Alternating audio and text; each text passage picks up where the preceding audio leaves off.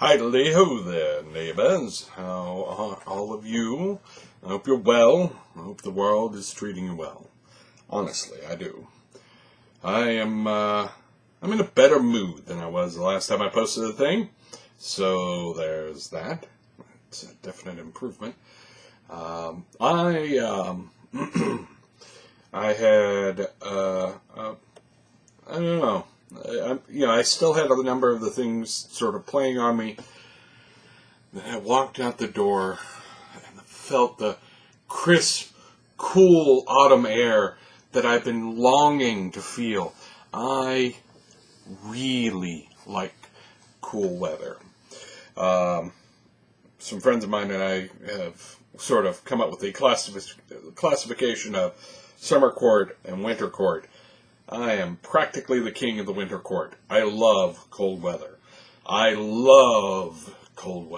So when I step outside and it's instantly a crisp, cool breeze, it's bracing and it makes me smile and feel a little better and make you, just kind of, humps up my mood. I am probably the opposite of most of the people I know in that regard. But there are a few of us who are like that. And we all love it just a little bit. Anyways, so I am in a better mood. This week's going to be weird. I don't think I will post anything on Monday night because after I get home from work, I'll need to go to bed early because I have to be in court on Tuesday morning. Long story. Anyways, that said, I'm spoiling to kind of get to work on that game stuff, so I want to get into that and sort of develop some test modifiers to figure out how much I wanted to modify one way or the other, and then I can attach them to different events and so on. So that's what I'm going to be working on. Now, as to the other thing that's on my mind, a friend of mine, Tracy Hurley, who is a good person, and I like her a lot. We don't always agree on everything, but she's awesome. That's where I'm at on that. She posted a thing about an ad that's floating around showing that women were involved in gaming early on. And this caused some, she pointed out that this wasn't actually an ad, it was just the thing from an article, and Scholastic, and it's a thing. It's the whole thing. She's out there with it. You can take a look and find out what's going on with it. That's not what I want to talk about, though. But it popped the thing that I want to talk about into my head. So, this is where I'm at. There's been a lot of talk about women in games. Yes, I'm going to the controversial place. Please do not stop listening, because I'm not going to be all that controversial on this. My experience is different than a lot of the people a lot of the older gamers that I know have a different experience from what I have had. My experience is sort of going both directions. The classic narrative of the way the old gamers tell is that there weren't any women gamers, or they were few and far between, that most of the time it was guys, and that women coming into gaming was a relatively recent thing, as far as tabletop role-playing games. And my experience is different in some regards. My first D&D set was bought for me when I was 9, in 1981. It was bought for me by my mom because she was tired of me getting into hers. My first gamer I ever met was my mom. So clearly there were women playing. That said, sometimes communities form in isolation. I lived in rural Tennessee for a lot of my growing up years. The gamers that I knew were from a very small pool. So there weren't a lot of gamers in the pool until I started going to conventions. Well, not a lot of gamers in general, but not a lot of female gamers in the pool until I started going to conventions. At which point, larger pool of bodies, and I started running into more women. I think that this experience that people are talking about, where, there weren't women gamers, really depends on isolation. There is a lot of early sort of gaming source material that is male fantasy-ish, where your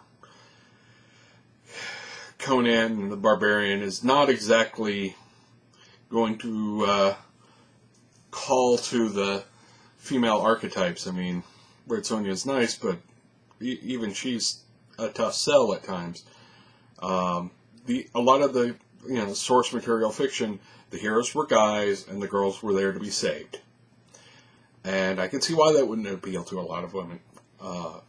And when you tell them, hey, you can come play a game that's based on this book where all the women are there to be saved, or most of them, it probably didn't have as much of a sale. That said, there were women gamers. They were out there. They enjoyed the games. They helped develop some of the games. I think it's disingenuous at worst, or possibly even outright lying to say that gamers weren't in the experience. But there is some indications that maybe this may be due to this sort of cultural isolation. D&D and related games was considered super geeky for a long time. And as a result, it was harder to make those connections unless you were in a place that had large pools. So while there may have been less women gamers, or less, you can insert the change there of less people of different ethnic backgrounds in gaming or what have you. Overall, there were still some out there, and the people who weren't in the large pool areas like a New York or an LA or someplace like that might not have run into them often, especially if they weren't going to the conventions. Now, once I moved to Chattanooga, which was sort of a city, I mean, it's a city, but it's not a big place, but it was a city, and it had a game store there, and there was a bigger pool of people. I started running into more women gamers. But, living in rural Tennessee, I had the same experience that these guys are talking about. And I think part of the reason they have that perspective may be the sort of overall isolation that came back then. The internet was not a thing yet. Yes, it existed, but most people didn't use it. Even bulletin boards were not that easy to use. And that came much later. We take for granted the ease of communication that we have now as if it has always been that way, and it hasn't always been that way. It was hard to make those connections, especially if you were in a social pariah sort of framework that was being the nerds who played these games. This is not to excuse the people for saying things that are flat out not true, but they might be based on their own anecdotal experiences, shaped by the places they were. Just a thought. Anyways, and for women, you could replace people of African American descent, or Hispanic American, or gay, or bisexual, or transgender, and that conversation sounds about the same, honestly. There was a lot of things inhibiting their interest for a long time, and the places where those people were already involved might not have gotten, the same connections that we have now. So some of these guys may be talking about their anecdotal experiences, and they don't actually reflect the reality. That's where I'm at. Anyways, like I said, not to apologize for the people who are sort of hater grognards, because really not a fan of those guys. But it helps to have a perspective. Just an idea. Anyway, I'm going to leave it at that. Subscribe, share, talk with all the peoples. I'll see you later.